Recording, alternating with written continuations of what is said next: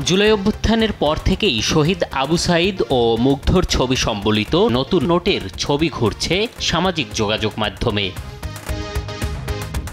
এরই মধ্যে বাংলাদেশ ব্যাংক জানিয়েছে ২৬ মে থেকে বাজারে নতুন নোট ছাড়া হচ্ছে।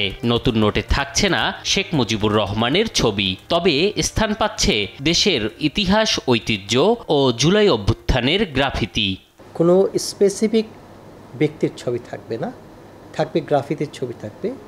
এবং গ্রাফিতির মধ্যে যখন কিছু পরিচিত মুখ আন্দোলনে যারা আমাদের মনের ভিতরে গেঁথে আছে কয়েকজনের ছবি, আবু সাঈদ, মুগ্ধ, আরও বেশ কয়েকটা ছবি আমরা সবসময় মনের মধ্যে গাঁথে।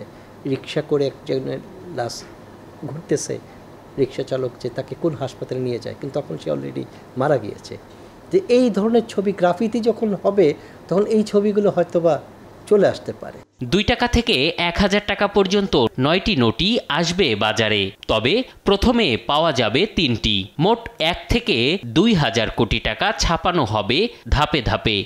২ টাকা থেকে ১,০০০ টাকা পর্যন্ত মোট ৯ প্রকারের ৯টি ডিনোমিনেশনের নোটই বাজারে আসছে।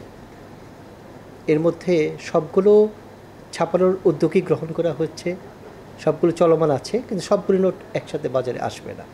আশা করা যাচ্ছে যে ঈদের শুরুতেই, ঈদের প্রাককালে, দ্যাট ইজ ঈদের পূর্বে ২ থেকে ৩ প্রকারের নোট সীমিত আকারে বাজারে ছাপা, যে পর্যন্ত ছাপানো হবে সেই পরিমাণই বাজারে ছাড়া হবে। আর বর্তমান বাজারে চলমান মুদ্রার পরিমাণ ১,৫২,০০০ কোটি টাকা।